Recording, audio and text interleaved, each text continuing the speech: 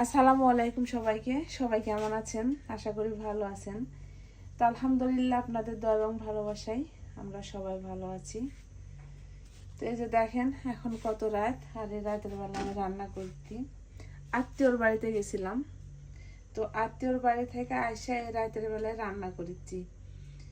আর আত্মীয়র বাড়ি থেকে কিন্তু রাতের বেলায় আসিছি, খাওয়া দাওয়া করেও আসিছি, তারপরেও আবার রান্না করেছি। কারণ আমার বাড়িতে লেবার আছে, লেবারদের জন্য রাতের রান্না করেছি। তো এই যে তাড়াহুড়া করে আসে রান্না করেছি। কি দেখেন, আসার সময় বাজার থেকে যে মুরগির ডিম কিনে নিয়ে আসিছি, ব্রয়লার মুরগির ডিম। এই জায়গায় ভাত রান্না হয়ে গেছে, আর এই যে আলু ভাতে দিছিলাম, মানে আলু সেদ্ধ করতে দিছিলাম। এই যে ডিম ভাজা রাখিছি, আর এখানে আলু ভর্তা হবে। তো আলু ভর্তা করার জন্য এই যে শুকনো মরিচ আমি ভাজা নিচ্ছি,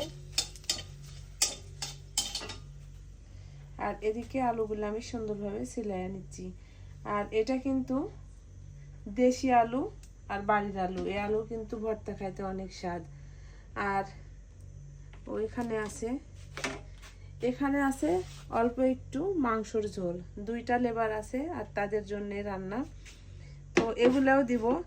এখন লেবার লাগিয়েছিল কিন্তু আজকে আমার বাড়ির পেঁয়াজ তোলার জন্য, আর আমি বাড়ি ছিলাম না। সকালবেলা আপনাদের ভাইয়া বাজার থেকে খিচড়ি কিনে এসে লেবারদের খাওয়াইছে, দুপুরবেলা আবার লেবারদের বাজার থেকে মাংস ভাত কিনে এসে খাওয়াইছে। তো সেই মাংসের এই জায়গার কিছু অংশ আছে, এইগুলো দিব, আর তার সাথে আলু ভর্তা আর ডিম ভাজি দিব।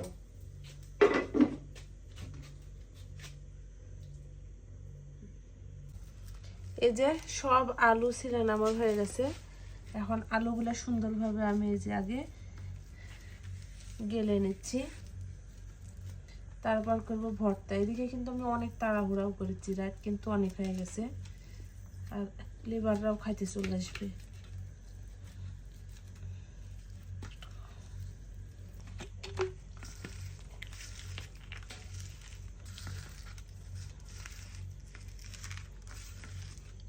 তো এখন তৈরি হবে ঝাল ঝাল আলুর ভর্তা।